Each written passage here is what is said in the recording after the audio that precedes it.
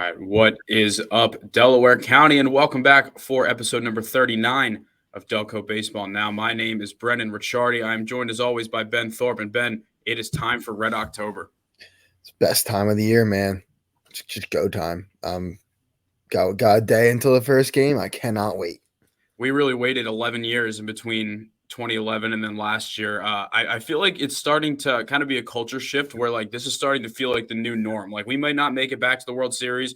We may not make it back to the World Series like with this core again, but it feels like the standard here now is playoff team every year. Yeah, and I mean, you look at the roster, like that should be the expectation. They are a playoff level team. And for those 11 years, you could probably argue they didn't have that. So I don't know. Just nice to have it back, and nice to have being in the playoffs be kind of normal again. Yeah. I mean, this is obviously a core that is going to stick together for a little while. Like, there's going to be pieces that go in and out every year, but like this group, I mean, Christ, Harper and Turner are here for the next decade. You know, whether they want to or not. You know, obviously, and it seems like both. I mean, Turner's won a World Series. Harper came a couple games away last year, and it's weird to think that in a series that the Phillies are the team that has like the playoff experience right now against these Marlins. Yeah, I mean, you look at kind of the group they have. There's a lot of playoff experience in there. You talked about Harper and Turner. You throw Schwarber into the mix too. He's also got a ring. But yeah, and especially going up against a team, the Marlins, where like I don't know, they really haven't been besides the COVID playoffs. Like they've been nowhere for years now. So it kind of feels good to be like that experienced team, and like I don't know, adds a little bit of confidence in my mind.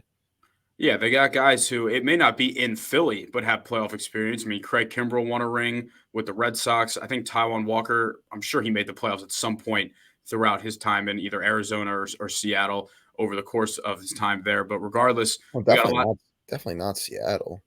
Oh yeah, I guess not Seattle if it wasn't. Actually, I don't know that he. What about did he pitch for the Mets in one of their games last year?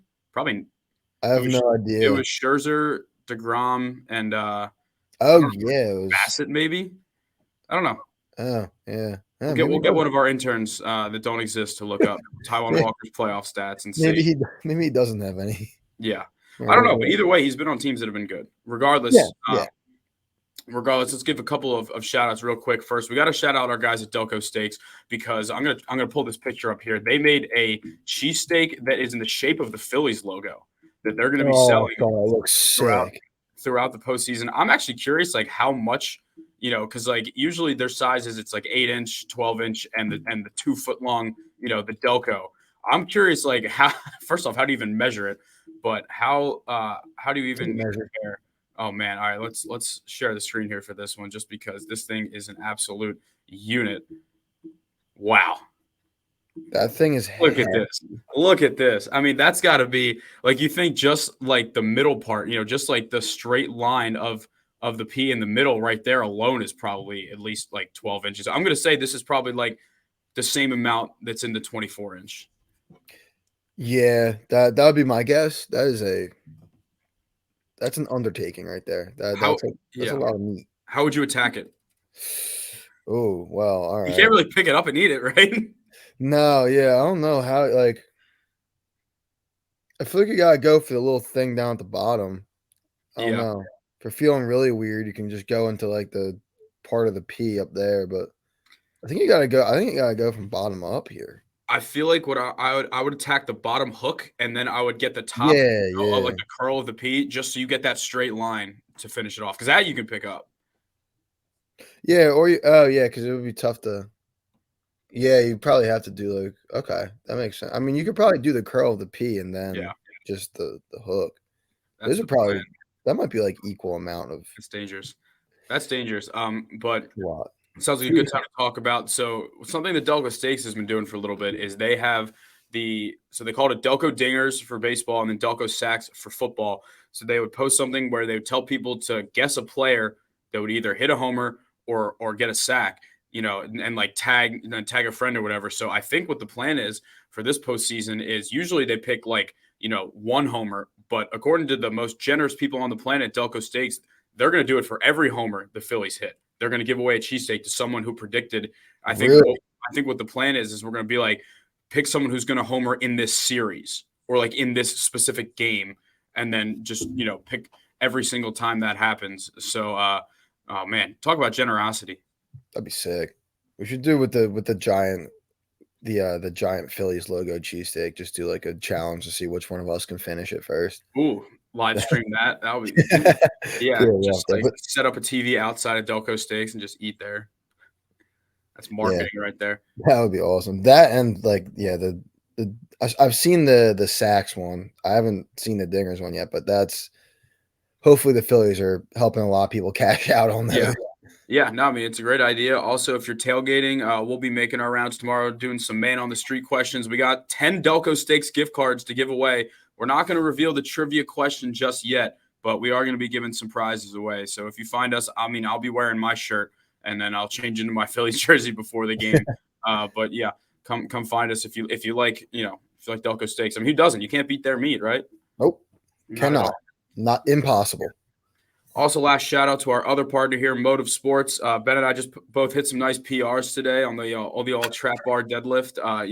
These guys have been doing great. They operate over in Garnet Valley. It's Mark Gervasi and Mike Cavallero. They're doing all type of baseball training. They do physical therapy as well if you have any injuries or anything that you want to attend to. But the main thing that they're trying to get is the baseball training. And these guys know their stuff. They've been doing great testing, and I feel like that. We're only, I think, 4 weeks in, and we're already starting to see just, progress. And it's not just, oh, you look better or you do, like, they keep track of everything. Yeah. No, it's two really, like, these guys know their stuff, and it's been really good. I feel stronger. I feel like I move a bit better, with all the movement patterns and stuff we've been training. But yeah, I feel great. Like and especially like numbers wise, I'm seeing the difference. Yeah, and it keeps you accountable because this isn't like calling out any other facilities or anything, but like some places aren't as thorough in terms of the testing. Like they don't always have the numbers up. Like every single time, it's like, oh, you did this better than last week, or oh, you haven't really moved much since last week. And I believe next week we're going to go back and get the exit velo tests and if anybody wants a good time, come watch me run a 60. It's as long as it's better than last time, then that's really all that matters. Yeah, there you go. Maybe you'll finish before the sun goes down. I mean, if we're doing it before Phil's game, I better. But all I can say is, we're on the uptrend.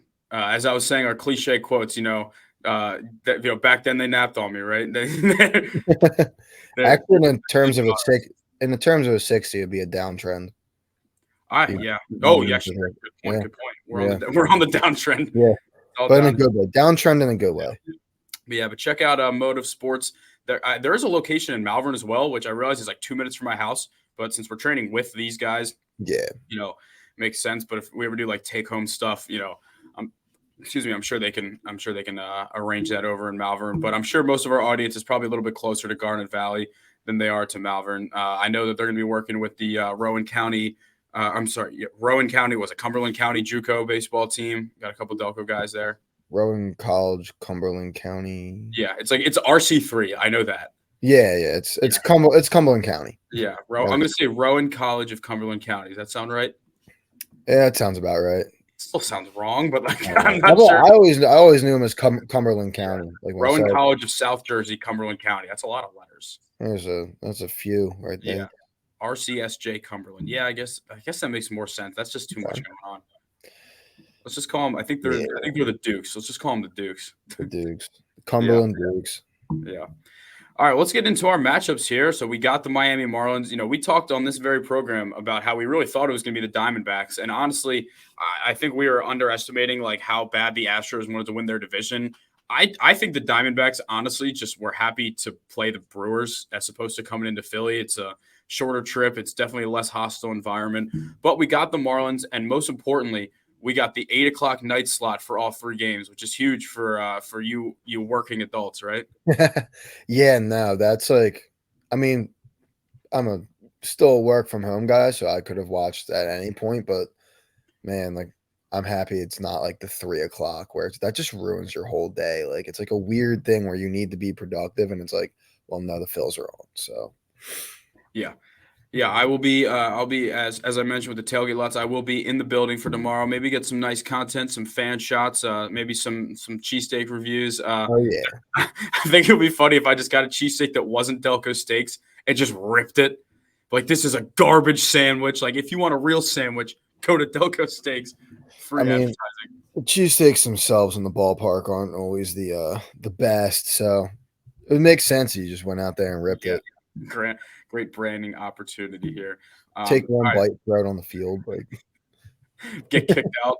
just, Get kicked out with the logo on my back though. yeah, it'd be content. That'd be That's yeah. content. You gotta do Yeah. what you gotta do. Well, imagine there's a video that goes around Twitter of me getting thrown out, but everybody just sees the Delco baseball now on the back of the shirt. That's free publicity.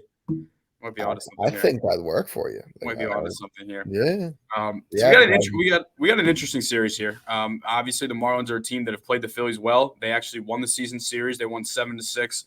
Not that those regular season games matter anymore, but it's kind of just to show that, like, you know, they're not just going to come in here and fold. Like this team, you know, is I wouldn't say that they're more talented or even on the same level talent wise, but they're not scared of us, and that's a big part of it. But in terms of the pitching matchups, we got Zach Wheeler versus Jesus Luzardo on Tuesday. We got Aaron Nola and Braxton Garrett on Wednesday. And if there were to be a game 3, it seems like it's going to be Ranger Suarez against Edward Cabrera, who I might add is the best MLB The Show pitcher of all time. I had a falling out with MLB The Show this year when I did like a franchise thing and got fired. So I haven't played in a while and haven't, dude, it was brutal. I like put in all this work and they fired me after the thing. I like honestly haven't been able to go back since I was so hurt. But did you deserve to be fired? Like I was trying to rebuild the Rockies. Like I don't know what you want me to do. Like Yeah. they're abysmal and they have no money or prospects. So like I was fighting for my life for a stupid franchise and they let me go. So yeah. So if you get fired in a franchise, that like the franchise mode's just done. No, you get like I think it offers you other contracts. Like I had other places to go and I was like, but I was honestly I was kind of dead set on it. So I was pissed. But yeah, no, I'll take your word on that one with Ever Cabrera. He just like whenever it was when, you know, MLB was trying to make a big deal about like making prospect cards. Like I don't even think he was in the majors yet at this point. Oh, and God. they made him like in the 90s.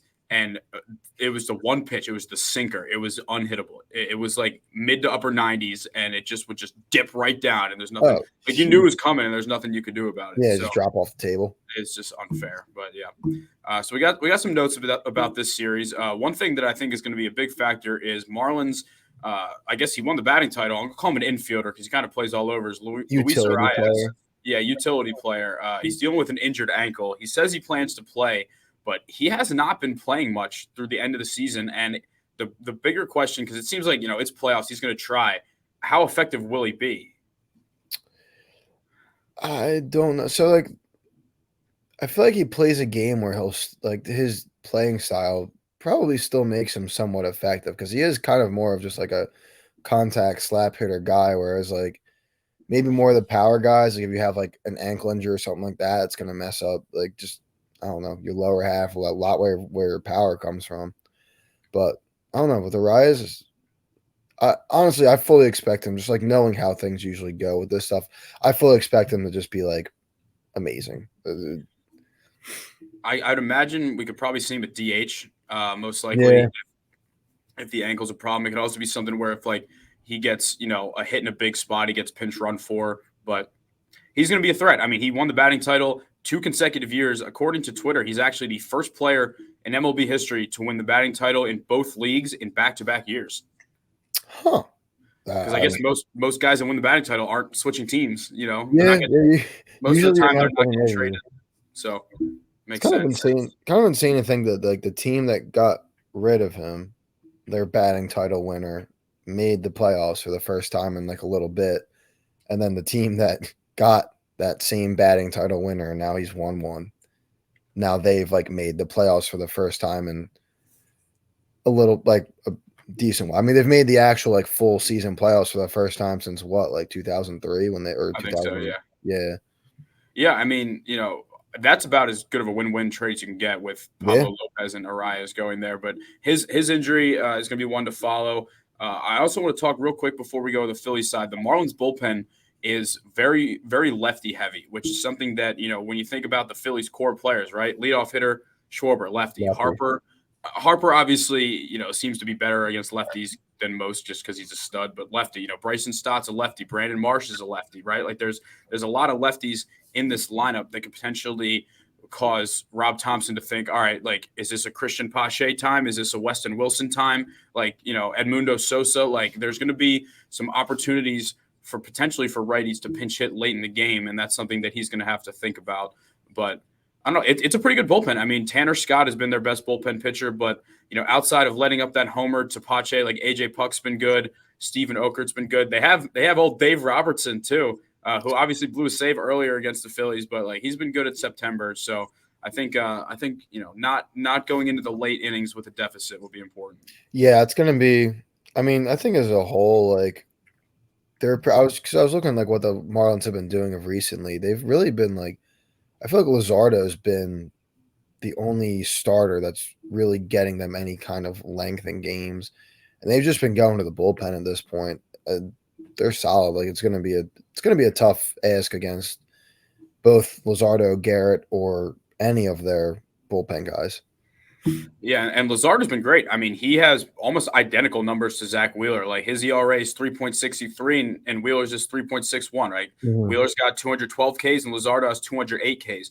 And the interesting thing about Lazardo is he actually, at the age of, what is he right now? He was born in 97, so he's probably like 20, 25, 26. 26. Like he has a couple of starts because he started at 21 years old for that A's team in like Yeah, yeah. 2019 and 2020. Like, because I want to say he got traded for Starling Marte. I think he was like the piece of that. I could be Yeah, that mistaken. sounds right. Because I think Marte went from there to the Mets after that. But I'm pretty sure that he's got that experience. It didn't go very well for him, but like he was like 20 or 21 years old. Mhm. So it's not surprising. But yeah, no, he's gonna be interesting because some of the Phillies core players do not have great numbers against him. Now, granted, the sample size isn't huge, but JT Realmuto is 1 for 13 against him. Alec Boehm is 1 for 11. Trey Turner's 0 for 8. The only player, like Harper's 1 for 9 and Schwarber's 2 for 9. I wanted to list the righties first. The only player that has what I would consider good numbers is Stott, who's 4 for 5. Again, not the biggest of sample size, but like it is noteworthy when your three best righty hitters are combined 2 for 30 against him. Yeah, I mean, I don't know. You watch Luzardo pitch, like he just looks like a tough at bat, and I don't know. Clearly, it's kind of showing with them. But also I think we talked about this a little bit, like with playoffs and like pitching. I feel like the scouting's so much more focused on guys. So I don't know. The Phillies seem to have like great hitting coaches, and their offense always seems to or has seemed to be pretty good this entire year. I trust those guys to make an adjustment if there is one to make. Yeah, so Luzardo started twice against the Phillies this year. He started on April 11th, 3 earned runs over 6 innings. He started on July 9th, 2 earned runs over 6 and a third innings.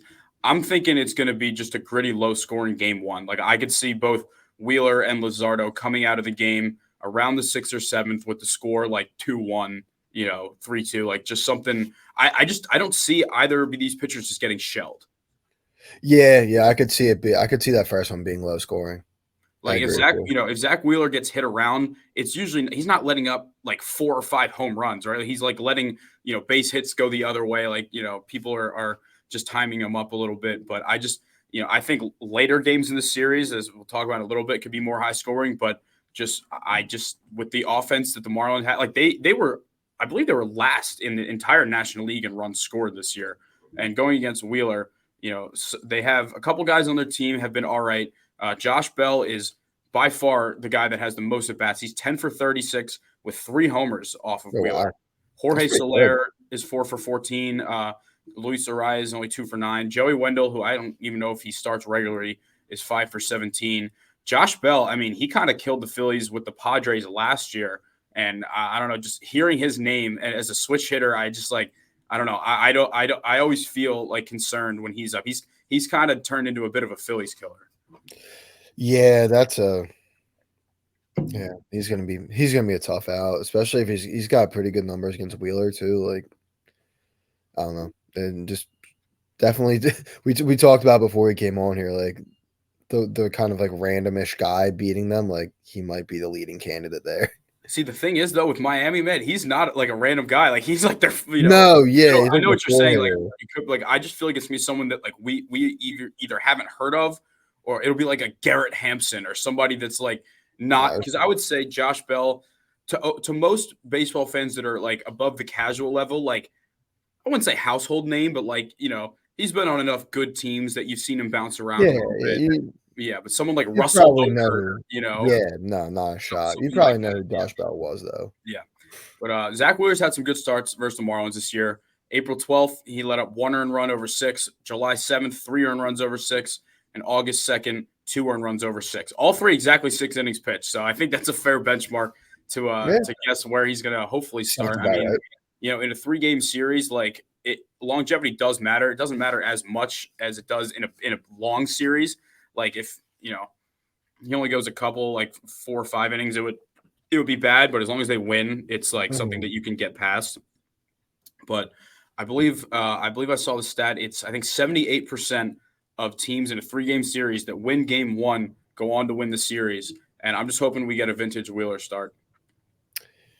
Same. That's same here. Like it's all you really can hope for, honestly. All right, game 2 here. So Aaron Nola is going to be.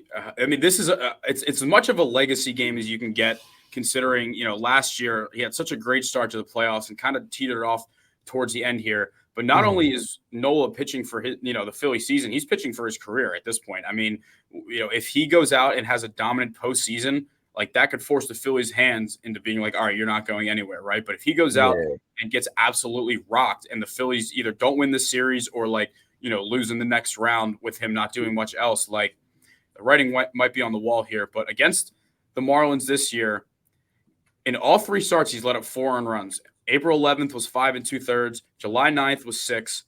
July was 6th. And September 9th, I was at this game. 4.1 innings pitched, 4 earned runs. He let up 7 hits. Yeah. And I remember we were up 5-0, and then he let up 4. So he ended up getting the win because we ended up winning 8-4, but it was like, well deserved.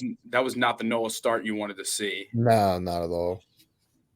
And he's like this postseason, quite literally just like pitching for the bag right now. Like he's had a rough year, but like you give a couple really solid postseason starts, you almost like I feel like people could almost forget about it. Like this is his chance with like everyone watching the show what kind of pitcher he is, and like I don't know. I mean, I would like for him to remain a Philly, but I don't know what's going on in his mind. Have never met this man in person, but like you'd imagine that he's probably aware of like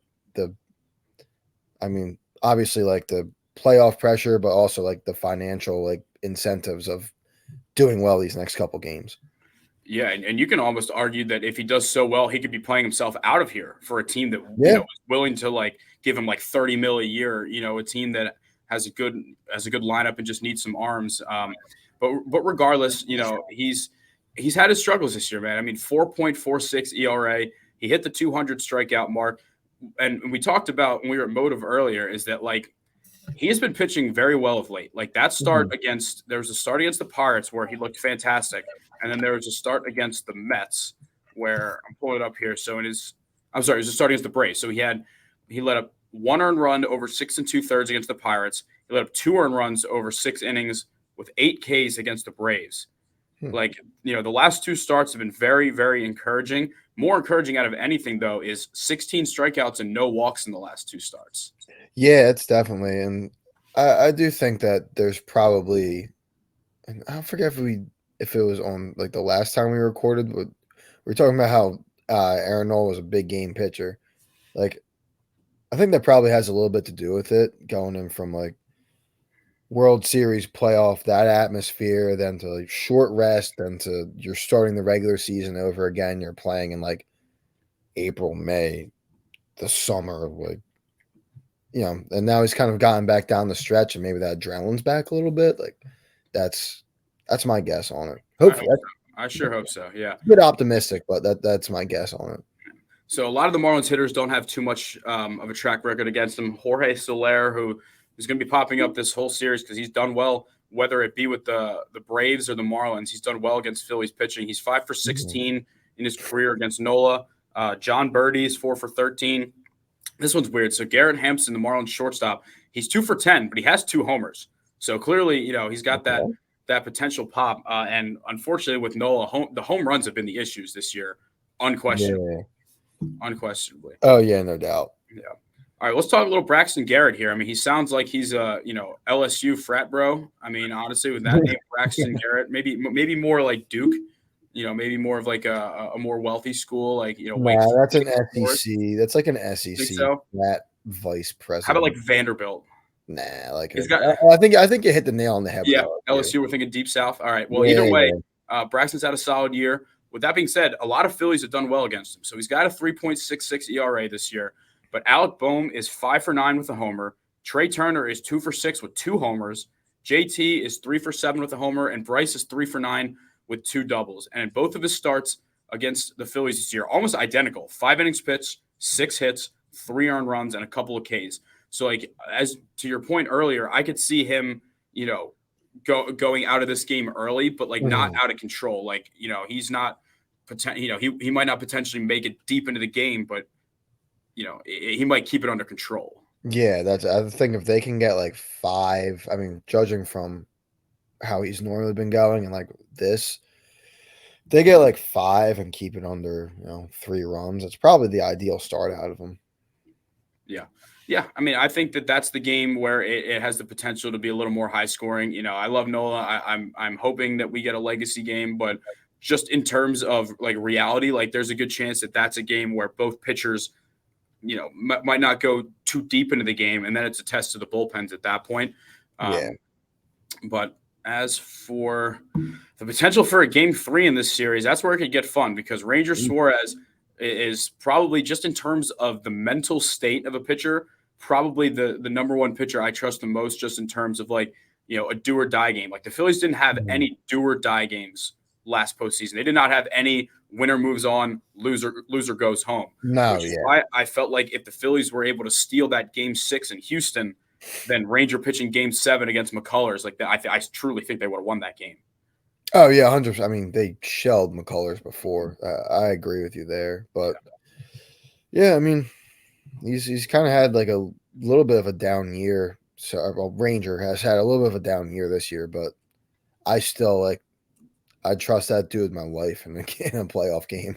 I do, and I think that he is somebody that I'm going to pull up his stats here because I feel like he's had a couple of promising starts in September. Obviously, I'm not going to take the hangover game against the Pirates into consideration. He did the same thing last year after we clinched in Houston. He went out and got rocked the next day. So I'm not going to take any stock into that whatsoever. But he had a good start in St. Louis. He had 10 strikeouts in his last start against the Marlins, which was on Sunday, September 10th. And against the Marlins this year, he let up 3 earned runs in 5 2/3 back in July. On August 1st, it was weird. He let up 10 hits, but he only let up 1 run against them on August 1st. That is how you scatter some hits there. That's the ultimate like bend don't break type of philosophy. Yeah. Jorge Soler, another guy, like I said, popping up. He's got 2 home runs and 9 at bats. He's 3 for 9. Yuli Gurriel, who we of course remember from that World Series last year's, 4 for 10. Garrett Hampson's 3 for 9 off of him. So there's been some guys with success, and Jorge Soler has a World Series winning home run to his name. In 2021 with the Braves. He's someone that I think could unfortunately become a household name, and just in Philly specifically. I really hope not. But the more we lay this out, the more it feels like the Marlins have like constructed just like a Phillies beating machine almost. It's like they were created just to beat us, but not anyone else. Yeah. It was just they were created with one opponent in mind. Yeah. And just whatever happens from there. I mean, it's been like that.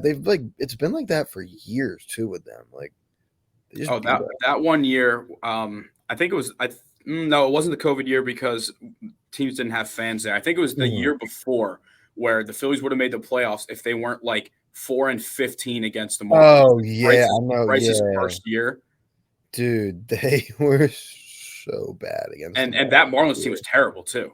Yeah. Yeah, it Like was that wasn't even any close to a playoff no, contender. But not even it's close. just like it just shows, man. Like some teams like just have you in a mental lock. Like I always think back. Quick sport change here for the Flyers. The year that they got knocked out by the Rangers, I think it was 20. I want to say 2014 or something. Like Mhm. I think they lost like all 6 games of the season series. They hadn't won in MSG in like 5 years. Like it was just like a house of horrors there. And it's just like some teams like on paper they're really not that much better or worse than you. It's just like something about playing them, like Joe Burrow and the Browns. He Yeah. loses to the Browns every time he plays them, but the Bengals are always better and do better than them. It's like some teams just have your number. Yeah, yeah, that is pretty much the Marlins to a T. Like they have to I like to think that like still though the just playoff atmosphere, everything, like I think that might change it a little bit, but yeah, this is not an opponent to take lightly. Not at all. All right. Last but not least, pitching wise, Edward Cabrera, as we mentioned a little bit earlier, will be likely getting a potential Game 3 start.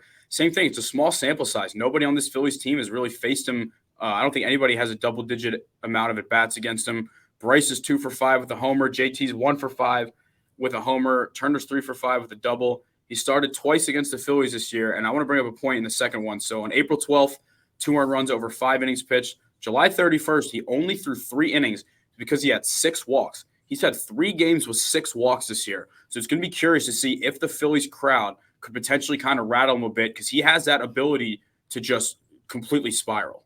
Yeah, no, and especially like he's a young guy too, hasn't really been here yet. So yeah, that I think it's definitely something that would be possible. Be one of those things where I think if you're on the Marlins side, you're probably hoping for him to get through like that first inning pretty quickly, and that's like hopefully kind of that calms him down and then he goes from there. But no, I mean that crowd's gonna be tough for the Marlins all series. So I could see them at least rattling a couple of their pitchers. All right, well, I guess it's time for our series predictions and MVP predictions. So I'll go first on the series prediction. I do think that the Phillies are going to win the series. I'm going to take them in 3 games because I think that the Marlins, whatever it is that has made them so successful against the Phillies, makes me think that they're not just going to come in here, roll over, and get swept. But I have a take to unveil that the Marlins and the Washington Commanders have the same just like energy. It's like they were created just to piss off Phillies fans and Eagles fans. Like they're really not on paper. They're really not that good. Like they're a solid team, but for whatever reason, they just give us so much trouble that it's mind numbing. And like the Birds winning on Sunday, like I still think we win, but there's going to be so many headaches in this series. Like there's certainly going to be time in the series where we think we're going to lose, but I do believe that Ranger in elimination game is who I want on the mound over Cabrera, and I'll take Trey Turner as the series MVP. He gets his first taste of being on the right side of the Phillies playoff crowd. I like that. I like that. So I'm kind of with you where like I think the Phillies win, but I just don't think anyone's gonna feel good about it. But I just I think the Phils win 2 ugly games. Like probably game 1 you're gonna leave not feeling good about the offense, and game 2 you're gonna leave feeling not good about the pitching, and just like no one's gonna be able to sleep going into Atlanta. Yeah. I don't know. My MVP for the Phils, like, just seems like a playoff guy. I'm just ripping Kyle Schwarber. Like I'm going with my guy. Talked a little bit before where it's like this is kind of that early June weather. It's the stuff that sparks them. I like Schwarber. I think even though he's going to see a lot of lefties, I don't know. I just seems like the guy to do it. He always is the guy to do it. Do you see a leadoff Schwarber in one of the games? Game 2.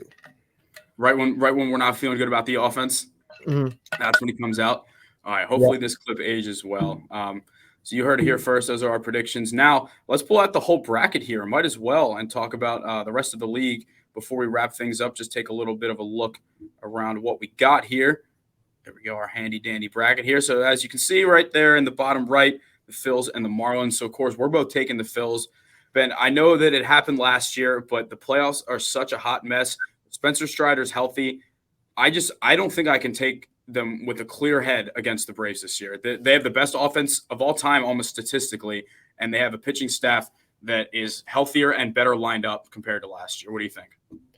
Yeah, I agree. And so also real quick before we get into that, I think if the Marlins beat the Phillies, they go on a really deep run. Just because? Yeah, just they like. I feel like that's the type of team that would do it, where it's just kind of out of nowhere, like pulls an upset and kind of goes for a bit. But yeah, no, I'm kind of with you on the Braves, especially the way the pitching's matching up. Like if the Phillies and Marlins go 3, like you're talking about, we're screwed in the first 2 games. Yeah. Oh, it's going to be Strider versus like Taijuan Walker or Chris Sanchez. Yeah, and I prefer Chris Sanchez. I so the intern got back to me on Taijuan Walker postseason stats. I just like give me a guess. So I want to guess. I want you to guess which team, and give me like a win loss and ERA and innings pitched. I'm sorry. What's the question? All right. Taijuan Walker has postseason stats. Oh, I'm guessing. I think Arizona made it when he was there at some point. It was Arizona. Yeah, that was my guess. He started 1 game for Arizona. Just Oh, give me a wild guess on how that one went for him. Let's see. So he was probably there when I'm trying to even think who they played. Did they play the Rockies? Like, was it the series that Archie Bradley had the Dodgers. triple? That was the wild card game. He did not pitch in the wild Okay. card game. He pitched in the divisional series against the Dodgers. Oh, this definitely didn't go well. I'm gonna say 3 innings pitched, 7 runs. 1 inning pitched, 4 earned, clean ERA of 36. So was he starting? No, yeah, he started. He made it 1 inning. Oh, he gave up. How many hits did he give up? Let's see. He walked 2, intentionally walked 1, gave up a home run, 4 hits. He did strike out all of his outs, so there's that.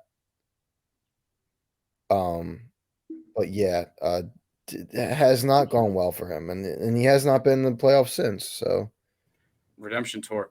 I still think that putting him out there is a suicide mission. But no, his strikeouts per 9 is 27 though. It's as high as it can go. I will say that if the Marlins beat us, I'll probably be pissed off at them, but I would 100% root for them over the Braves. Oh yeah, no, yeah, without a doubt, easily. All right, so Diamondbacks and Brewers. I'm actually going to pick the Diamondbacks here because finding out about Brandon Woodruff's injury is definitely concerning. Like, obviously, Corbin Burns is still a stud. I think that the Brewers win the first game with Corbin Burns against Brandon Pfaadt. I mean, like, obviously, that is about as lopsided as you can get. But, dude, they're going to have Gallen and Kelly for games 2 and 3. And I think if you're the Brewers, like, you win that first game, you're feeling good. And then a team like the Diamondbacks with 2 starting pitchers that can match up with that, like, I'll take the Diamondbacks offense over the Brewers offense. And then if you have your pitchers, your 1 and 2 guys ready for those second and third games, they'll have the better pitcher in games 2 and 3. Yeah, that's an interesting. I saw a funny tweet of someone like the Diamondbacks just tweeted out a picture of Brandon Pfaadt and was like, "This is our starting pitcher," and there was like, I don't even know who that is. Like, I couldn't even begin to guess. But yeah, I like that, but I don't know. I think Milwaukee still beats them. Yeah, I don't know. I just the Brewers I feel like are like kind of sneaky solid, and they have been pretty like under. I don't know. There just hasn't been much of like any kind of spotlight on them recently, and I feel like they've been doing well because it seemed like they pulled away with the NL Central after being down to like the Reds for a while. So I like them. I think like losing Woodruff sucks and probably takes them out of World Series contention. But I think they win. I think they win in 3. I think Merrill Kelly sells in game 3. Really? Okay. All right. Well, can we both agree that the Dodgers are beating whoever wins that series? Yeah. I can agree on that. I'll give it a Dodgers in 5. All right, that's valid.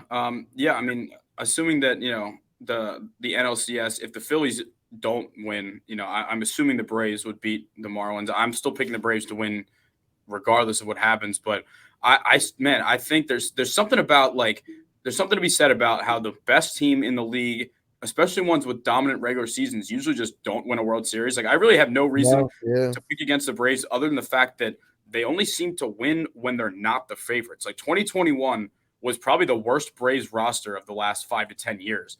yeah. I mean, Acuna got hurt, right? Like they were starting. I mean, Eddie Rosario lit the world on fire, right? Like Jock Peterson. They just had like random dudes jumping out of nowhere to fuel them in the outfield. And I don't know. I feel like the Dodgers, on paper, at least offensive wise, have the talent to match up with them. I know that losing Walker Buehler to the injury and Urias, but I don't know. It's just like it's almost to the point where I'm picking it because both of these teams are notorious for choking when they're the favorite, and the Braves would be the favorite. So I'm picking the Dodgers for that reason. I like that. Yeah, the same thing with the Braves is they just feel too obvious. Like they've run through the entire year. It just like it makes too much sense for it to be them. So I don't. My thing is though, I don't know if it's gonna be the Dodgers that are beat them. Um, just for like sake of opposing you, I'm gonna pick the Braves to win this. All right, that's fair. The American League is wide open. I think the American League it's not even like the National League is very top heavy. The American League is wide open. I mean, coming down to the fact that we had a team like Texas, if they had just won on Sunday, they'd be the 2 seed, not the 5, right? Like Mhm. there's just so much that happened over the course. I mean, it came down like the Mariners almost snuck in the playoffs, but they didn't. The Blue Jays, it looked like they were going to play the Rays for a long time, and then they fell down to 6. A lot going on here. Let's start in the top left. The Blue Jays and the Twins. It's just like honestly, I don't care who the Twins are playing. It's just so hard to pick them when they've lost how many playoff games in a row? Like 19. Yeah, but you know what?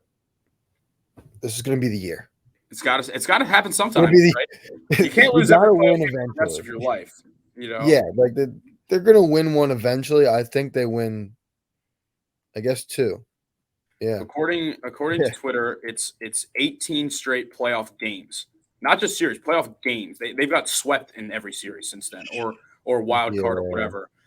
I think that they win. I'm gonna say they. Here's the thing: like if they break the streak, I feel like it could be kind of something similar to the Phillies last year, where it's just like, hey, we got the monkey off the back. Now let's go have fun. yeah. It could be, and like I don't know. I do think that I think they can beat the Blue Jays. I think like they got the home crowd. The Blue Jays are, like they're good, but they're not like Inconsistent. yeah. They're good but inconsistent, and they seem like they've been trending down a little bit recently. Yeah. Um, I don't know. I kind of like the Twins. I'll I take the feel like, Jays just because I think that their offense is better, and I think that I don't know. I mean, the Jays have a good pitching staff. I mean, Jose Barrios revenge game, right? Like yeah, he was on the Twins for a while, and I don't remember when he got traded there, but just pulling up the pitching stats. I mean, Kevin Gosman's had a great year. Let's see, where is he? Did I just lose him? He's just like not showing. Why is he not showing up on the I admittedly, he's probably has a pretty normal Oh, it was season for Kevin alphabetical. I'm an Gausman. idiot. I'm such an Okay, idiot. yeah, Look, all 4 starters for the Blue Jays have ERAs under 4. really, Chris Bassett, 3.6. Jose Barrios, 3.6. Kevin Gosman, 3.1. And Yusei Kikuchi, 3.86. That's a team Hmm. that's built for a longer series, too. Yeah, all And right. then whatever the hell happened to Alek Manoah. Jesus.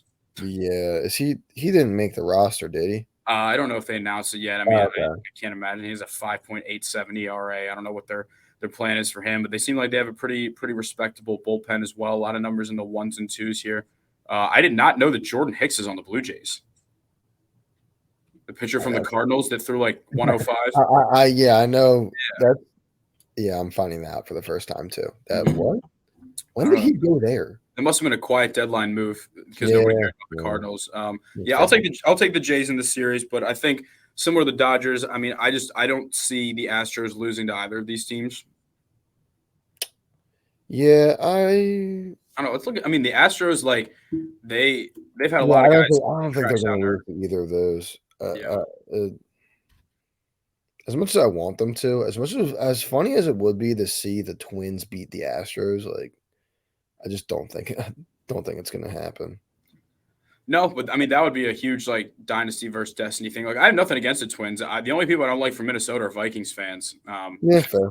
Just because actually it's not even that I don't like them. We just own them, so it's pretty funny. Oh, But you gotta imagine those Vikings fans are also Twins fans. So yeah.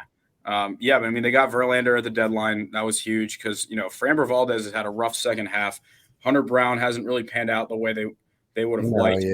And Christian Javier, after no hitting us in the World Series, has had a pretty bad year, 4.5 ERA for them. They still have a great bullpen. Hector Neris, of course, still love Hector, had an elite year. Brian Abreu, Ryan Presley, like they still got a lot of guys there. And I think one guy that kind of just completely flew under the radar because of his injury was Michael Brantley. Like he was gone like most of the year, and then he just came back, and it's like, oh yeah, he's just one of the best like pure hitters in the league. So Oh, I honestly didn't even know Michael Brantley was still kicking. Like, that's exactly, good for him, man. He's just been a good hitter for I don't even know, probably a decade at this point. Like, yeah, yeah. I mean, he just like I don't know. He's never gonna wow you with his power, but he's always gonna be a threat. And when you have Jordan, you have Kyle Tucker, Bregman, like uh, whatever. I don't know what the heck happened to Jeremy Pena. He's had a pretty bad year so far, but I don't know. hmm. We know he's got the clutch gene already. So Yeah, it'll be interesting to see. I do think that the Astros are a much, not much, but definitely worse team than they were last year. So I'm just now. Wait, so Jeremy Pena won the World Series MVP last year.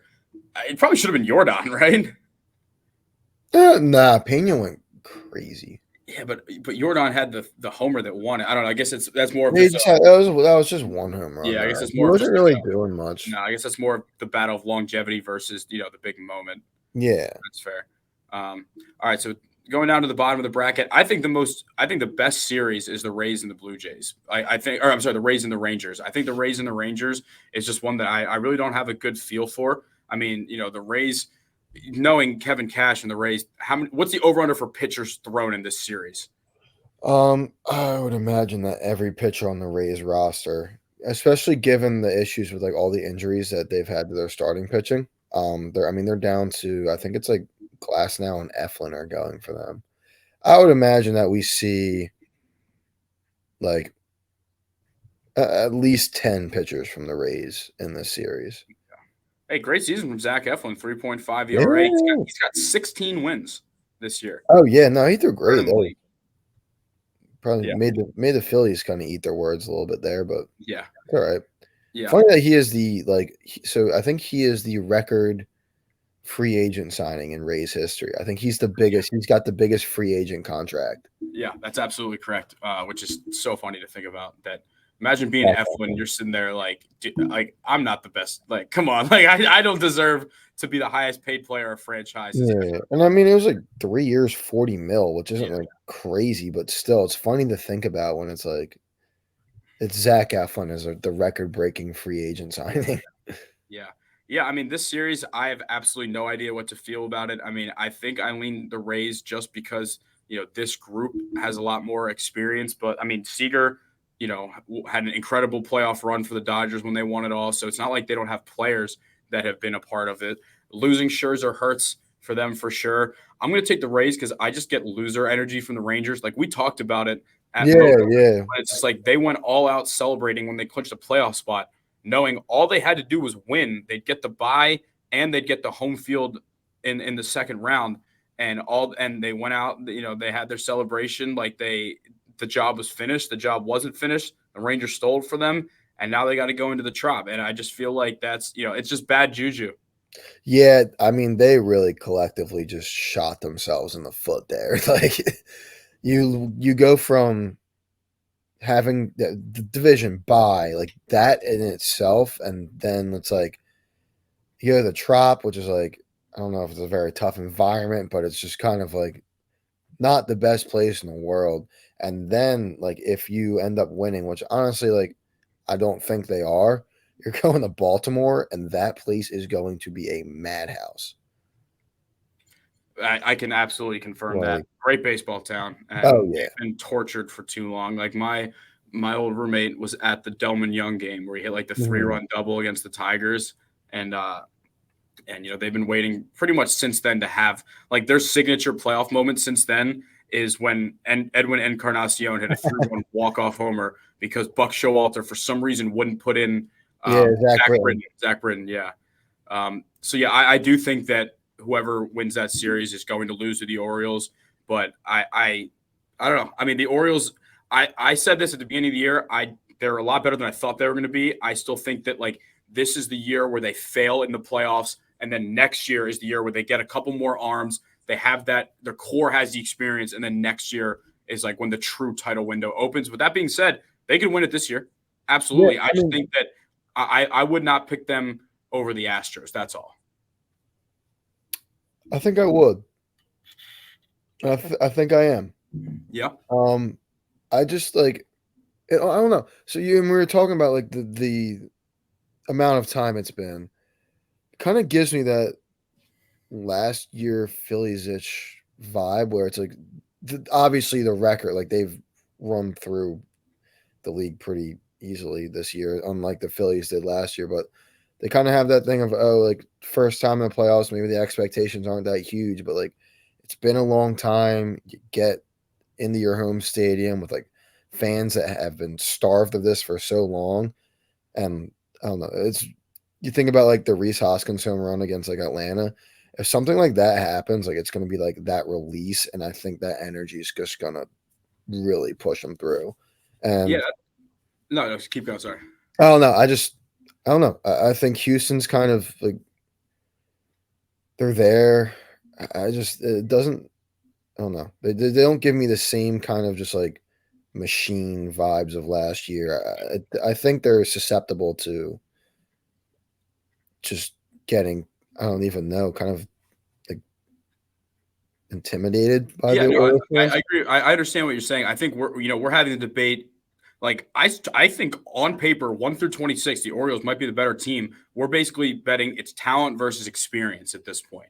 Like I think that the Astros have been through enough adversity that when it gets down to the nitty gritty, like some of these young Orioles, not saying they're going to crumble, but like the Astros are the team that they've been there every single year. They're always there. Every player on that roster has been battle tested, and I could see just like a 7-game ALCS where like the Orioles come up short, and then next year's the year where they come back and go on their like revenge tour. But I hope just for like the Orioles' sake, I mean that's a tortured fan base that they get Yeah. their moment. That baseball is officially back in Baltimore because it's really not. You can't say it's back until it translates to the playoffs, and Mm. it's very rare to see a team that has had such a big drought, not just only winning but like making the playoffs in general to be the 1 seed. Like usually they sneak in, there's no expectations, but like the Orioles have a weird balance of we have no expectations, but we also have a lot of expectations. Yeah, I feel like they got to be one of the least hyped one seeds I think we've seen, just in terms of they have the best record in the AL. They've been like for good reason, but yeah, there's not a lot. You don't really.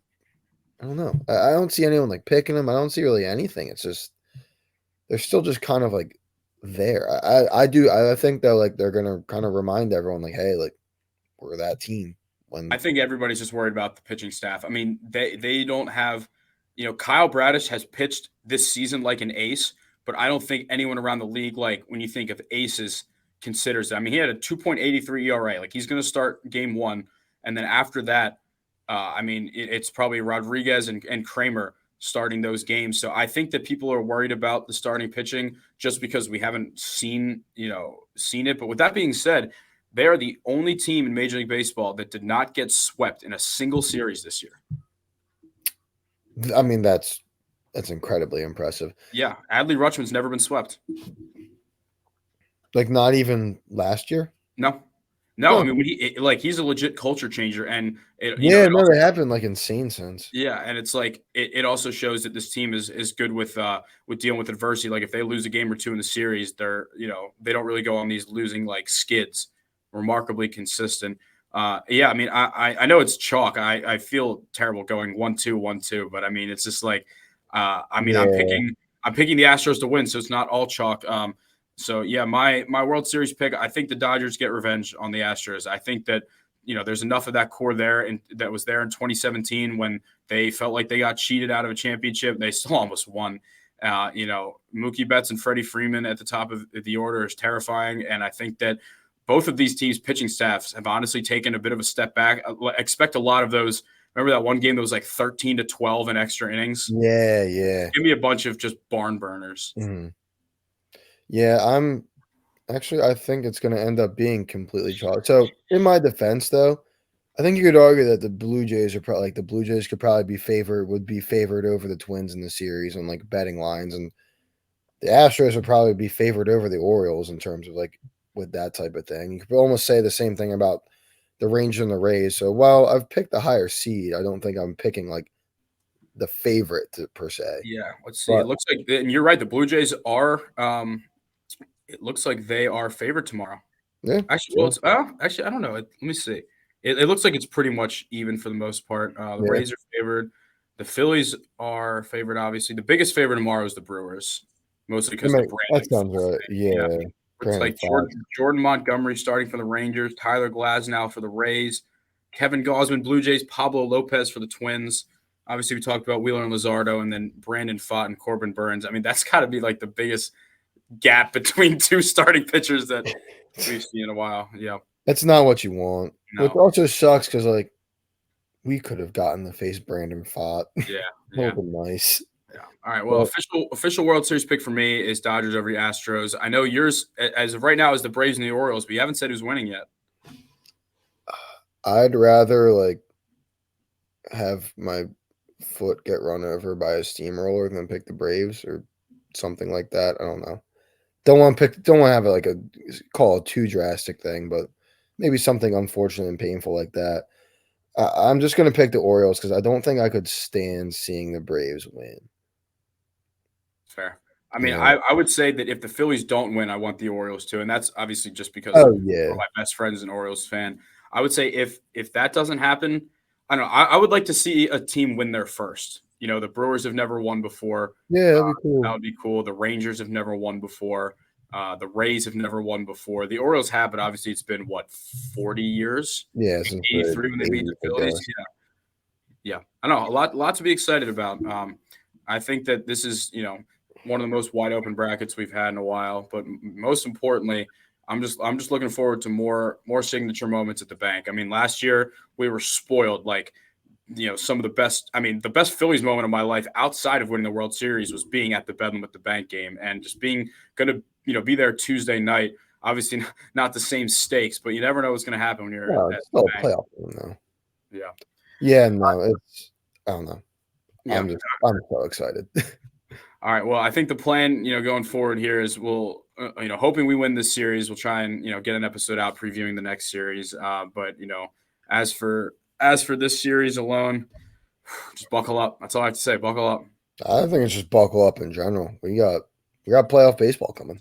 Red October and warm weather doesn't feel right. I want to be freezing in the stands. I want it to be in like the 40s. Well, so let's see. Let's It's pull up gonna the be nice weather. tomorrow. It's gonna be in the Yeah, 70s. yeah, it's gonna be warm this week. It gets cold again over the weekend. So Good when the Braves come to town. yeah, Saturday is like under 70 and raining. Like that's Yeah, but that'll be in Atlanta if we win. all right, oh yeah. So what? It should be Saturday, Sunday. Imagine break Yeah, Monday and then it'll be we could get another Tuesday, Wednesday, Thursday. Damn, I want weekends at the bank. That's what last year was so much fun because games 3 and 4 of that Braves series, it was Friday, Saturday, and yeah, then the yeah. NLCS was Friday, Saturday, Sunday. We got spoiled by that. How did that? How did that end up happening? Because wasn't the wild card games on the weekend too? Yeah, I think it's just the way the regular season schedule ended. Yeah, You know what it was? It was because geez, what was it that there was like the strike, wasn't there? Like remember the games yeah, from the but they just got rid. They just got rid of those games. I thought. no, not last Are year. they Remember, because playing? we were supposed to start in Houston, but we ended in Houston. Oh, we did. Yeah, so I don't think it was ever supposed to be like that. I think that's just how it happened. Oh, all right. They Well, should they should make wild card weekend a thing. I Just agree. make it every Friday, Saturday, Sunday. I Yeah. agree. All right. Well, that's all the time we have here on the program. As we mentioned, I got the Dodgers. He's got the Orioles. But most importantly, we both got the Phillies in this upcoming series. For myself, Brendan Ricciardi, for Ben Thorpe, this has been Delco Baseball Now. Follow us on all social medias at Delco Baseball. I think our YouTube channel as well as just Delco Baseball Now. Toss us a subscription there, and we'll hopefully see you with a nice NLDS preview next